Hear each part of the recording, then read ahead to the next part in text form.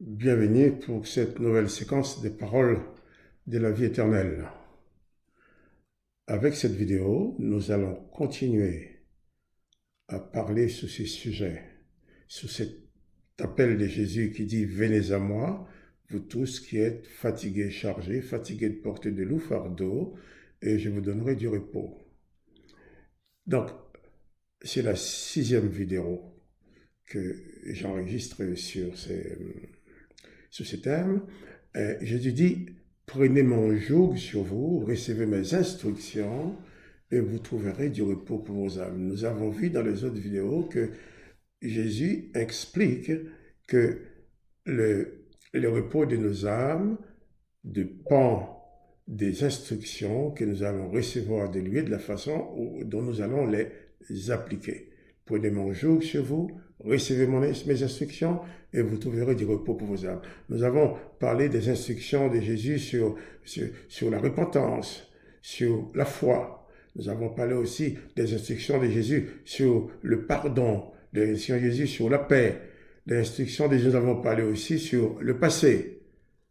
Maintenant, dans cette vidéo, nous allons tout simplement parler uniquement du présent. Ce que tu es en train de vivre aujourd'hui, ici et maintenant, ton présent, est certainement en partie le résultat de ton passé. Et souvent, beaucoup de personnes sont très malheureuses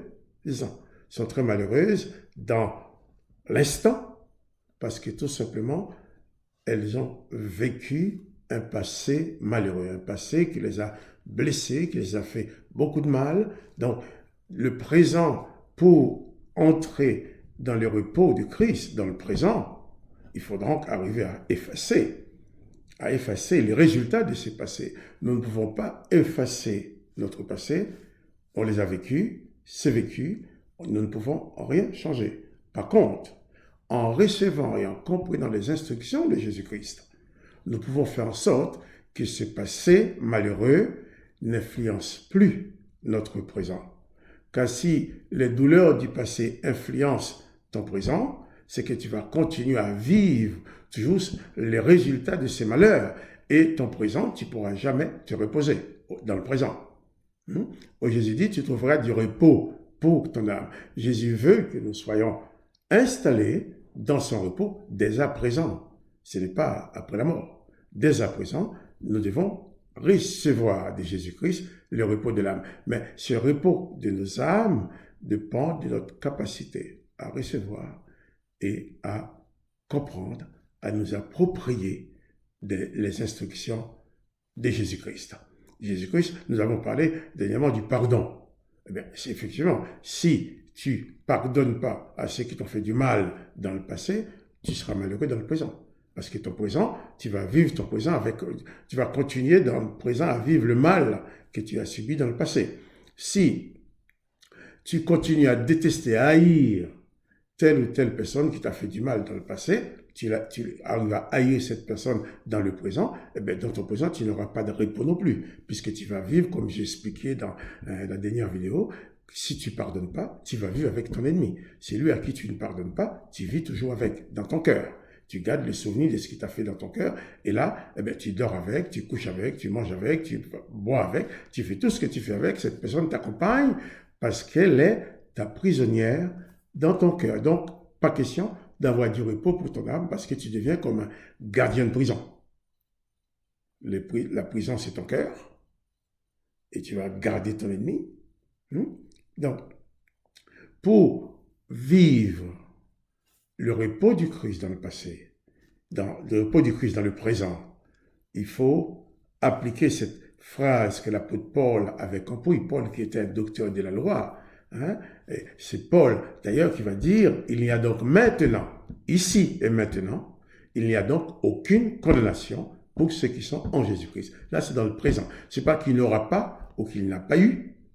Il dit, il n'y a donc maintenant, Romains 8, verset 1er, aucune condamnation pour ceux qui sont en Jésus-Christ. Donc, si tu veux vivre à présent sans aucune condamnation dans ta vie, il faut que aussi toi, à présent, tu ne condamnes personne. S'il y a quelqu'un que tu as condamné, eh bien, le fait d'avoir condamné cette personne, s'il continue à garder cette personne dans ta condamnation, eh bien, toi aussi, tu es dans la condamnation, tu ne peux pas entrer dans le repos, tu ne peux pas avoir le repos de Christ dans ton âme. Donc, notre présent dépend de ce que nous avons fait du passé en partie, ça dépend aussi de ce que nous vivons aujourd'hui, comment nous vivons aujourd'hui. Si dans mon présent, ici et maintenant, quelqu'un est en train de me faire du mal, quelqu'un est en train de me blesser, quelqu'un est en train de me malmener, et avec la douleur, ça peut se comprendre, je me mets à haïr cette personne-là. Donc cette haine va m'empêcher d'entrer dans le repos. Tandis que si, malgré tout, je prie en bénissant la personne, je demande la bénédiction du Christ sur la personne. Je demande à Christ de pardonner à cette personne, au Père d'accorder le pardon à cette personne qui est en train de me faire du mal. Alors, je peux être dans le repos. Parce que cette personne n'est pas ma prisonnière. Parce que je ne suis pas en guerre avec elle. Si la personne veut me faire la guerre, elle risque de se battre toute seule, parce que moi, je suis en Jésus-Christ. Je ne suis pas là pour faire la guerre. Et dans le présent aussi, nous restons dans le repos de l'âme, dans le repos de Jésus-Christ, lorsque nous faisons tous nos efforts pour obéir à ses ordonnances. L'apôtre Paul va dire, si quelqu'un, 2 Corinthiens 5, verset 17, si quelqu'un est en Christ, il est une nouvelle création. Les choses anciennes sont passées. Voici toutes choses sont devenues nouvelles.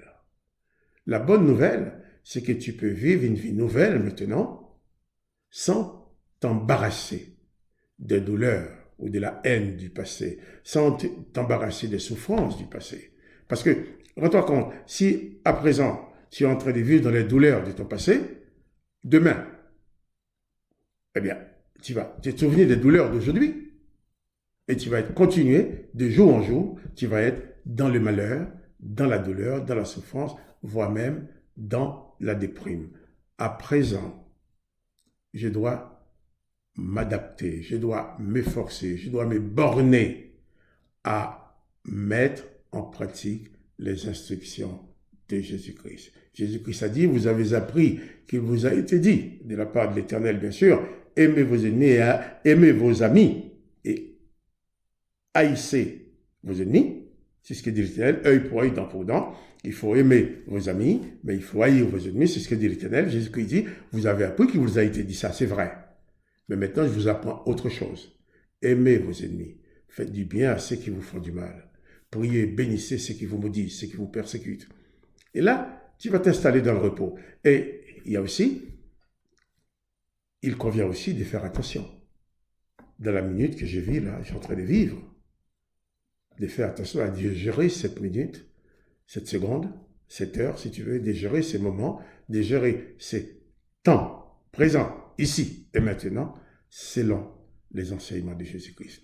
Et les enseignements de Jésus-Christ nous disent comment il faut faire pour demeurer dans ce repos. Venez à moi, dit-il, vous tous qui êtes fatigués et chargés, je vous donnerai du repos. Tu as été chargé, fatigué dans le passé, peut-être encore aujourd'hui, tu es chargé et fatigué, eh bien, dépose tes fardeaux aux pieds de Jésus-Christ. Reçois ses instructions et installe-toi dans le repos de l'âme. Et lorsque ton âme est reposée, ton corps bénéficiera de ce repos. Parce que le corps sera moins fatigué. Il y aura moins de fatigue. Et souvent, on dit on est fatigué, on se repose. Et plus on se repose, plus on est fatigué. C'est que ce n'est pas le corps. Ce n'est pas le sommeil qui manque. Ce n'est pas le corps charnel qui est malade, c'est l'âme qui est malade, c'est l'âme qui est en détresse. Et lorsqu'une âme tombe en défaillance, il n'y a personne d'autre que Jésus-Christ qui peut intervenir dans cette âme pour la réparer, pour la remettre sur pied. Parce que même nos psychologues qui font du bon travail, ils donnent des conseils, mais ils ne peuvent pas changer ton âme. Les psychologues ne peuvent pas changer ton âme, ils ne peuvent pas guérir ton âme. Il va te donner des conseils. Mais Jésus-Christ va te donner des conseils, mais en plus des conseils, par son Saint-Esprit, il a le pouvoir d'intervenir dans ton âme pour apporter une vraie guérison et te libérer de tout le malheur, de toute la souffrance qui t'empêche de te reposer. Écoute encore cet appel de Jésus. venez à moi, viens à moi, toi qui es fatigué et chargé, toi qui portes de lourds fardeaux, je te donnerai du repos. Accepte mon autorité sur ta vie, reçois mes instructions et tu trouveras du repos pour ton âme. Alors, c'est possible, tout à fait possible que ta vie change maintenant. C'est tout à fait possible d'entrer dans ce repos en venant tout simplement à Jésus-Christ. Car c'est Jésus-Christ qui appelle, qui dit viens, viens. Il t'appelle, il t'accueille. Il ne va pas t'accueillir en t'adressant des reproches. Il ne va pas t'accueillir en te disant que tu es mauvais ou tu es ci, tu es ça. Non, il va t'accueillir avec amour, avec tendresse. Il va consoler. La présence de Jésus-Christ seul peut consoler ton âme abattue, ton âme brisée. Seul Jésus-Christ peut donner ce repos-là. Alors, demandez-lui de venir. Dis-lui, Seigneur Jésus, même si je ne te connais pas, mais j'ai entendu ces paroles, je te demande d'intervenir dans ma vie. Et tu verras, tu sentiras, tu vivras l'intervention de Jésus-Christ dans ta vie. Que son Seigneur soit béni. N'oublie pas de faire connaître cette vidéo à tes amis, de t'abonner aussi à la chaîne si tu es intéressé, et de laisser un message si tu veux, laisse un message, une question. Je vois ce qu'il faut pour te répondre. Que le nom de Jésus-Christ soit béni et que toi aussi tu sois béni. À bientôt pour une autre séquence sur les paroles de la vie éternelle. Au revoir.